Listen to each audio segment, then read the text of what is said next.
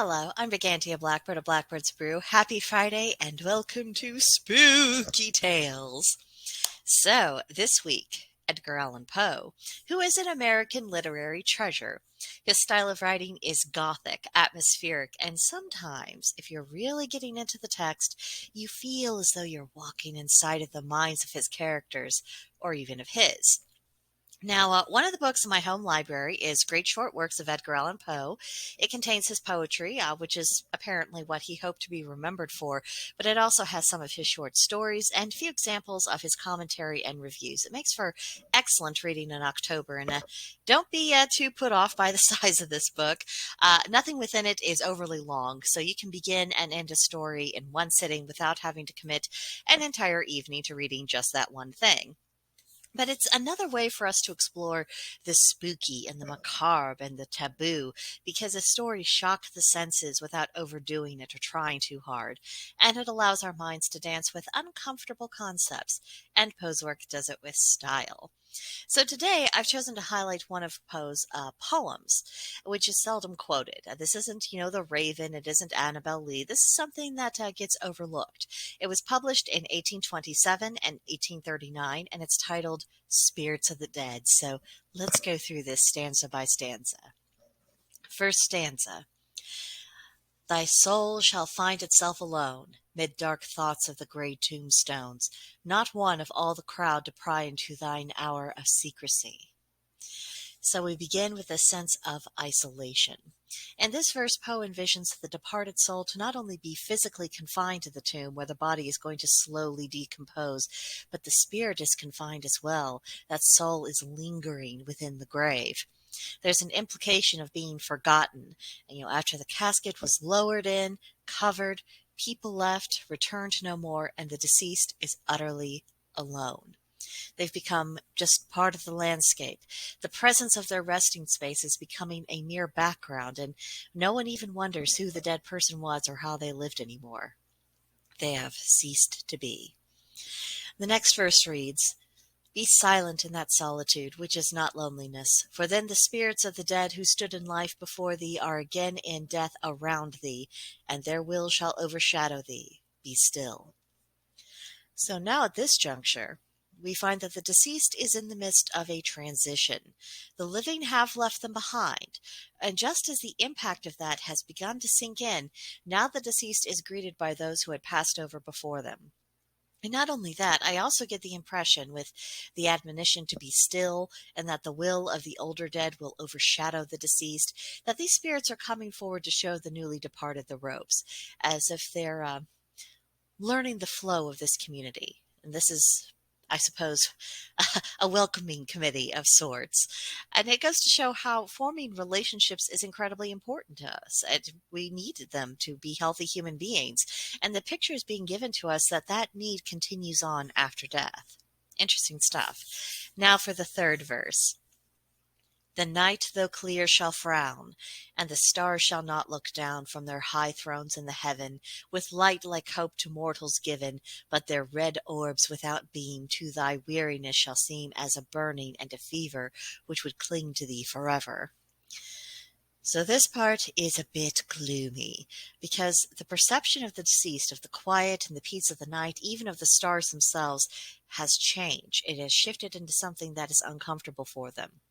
No longer is this night a time of rest and relaxation that makes a person feel connected to the whole of the universe and life itself, as it does for many of us if we go out under the night sky, look at the stars, and just contemplate things. For the deceased, it is a reminder of their change of status because it doesn't even look the same now. And I detect resentment in this. The departed soul is missing the life that they had, perhaps even clinging to the memory of that life, and they might be experiencing what we could probably describe as culture shock. Their senses have not yet adjusted. So now for the next verse. Now our thoughts thou shalt not banish, now our visions ne'er to vanish. From thy spirit shall they pass no more like dewdrop upon the grass. The breeze, the breath of God, is still, and the mist upon the hill shadowy. Shadowy, yet unbroken, is a symbol and a token. How it hangs upon the trees, a mystery of mysteries. So first, the reference to the breeze and calling it the breath of God and being still. This is a reference to Christian mythos. In the Garden of Eden story, it's said that God breathed life into Adam, or that he gave the breath of life to Adam. Now that breath, that divine gift, has been taken away. So this emphasizes even further that the deceased is well and truly dead. The gift of life and the state of physical being has been withdrawn from them. It has faded away. And in their spirit state, the deceased cannot forget what they have lost. Now, when we think of grief, most usually we think in terms of the grief of the survivors, loved ones who have had to put their lives back together after their spouse or their family member or their friend dies. But in this poem, I think that Poe, and I don't know if this was intentional or accidental, but what he has shown us is that there is a process of grief for the deceased as well, that they also mourn the end of their physical life. And that makes me wonder if some of the stories we have about angry and tormented spirits, if perhaps these spirits, if they are in actuality and not just imagination, perhaps they aren't just motivated by trauma during their lives. Perhaps this is also the result of a grieving process that has yet to resolve for them. They're still clinging to their former life. They have not accepted or embraced their current condition, and that's causing a great deal of upset. I've always thought it very strange of the idea of an angry or hostile spirit being angry or hostile for no good reason, or for it to only be about something that they'd experienced in life, because especially with some of these older hauntings that seem pretty well documented, these spirits have spent longer time being deceased than they did when they were physically incarnated. Why are they still lingering? What is going on with them? Why haven't they, gone on to the next phase? Why haven't they reincarnated after all this time? Something is wrong there. There is something that is unresolved. And that just got me to thinking about how often are we even thinking about the dead from their perspective, how things look and feel to them. It is difficult for us to put ourselves in their shoes, because very few people have even a vague sense of what things would be like in between incarnations. And while we do all have our views and ideas about what it will be like after we physically die, suppose we get there and the reality of it doesn't quite match up with our ideas.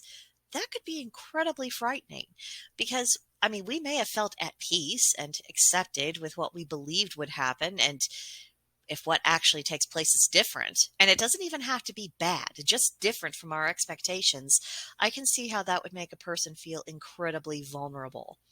This is fascinating to contemplate, and I don't think that Poe gets as much credit as what he deserves for just how thoughtful his writing is.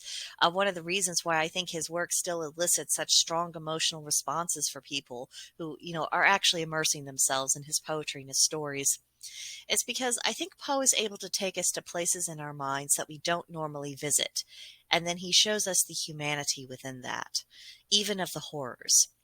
He doesn't let us pretend that the capacity for terror isn't part of human makeup, but Poe does give us a safe vantage point from which to contend with the more disturbing aspects of our nature.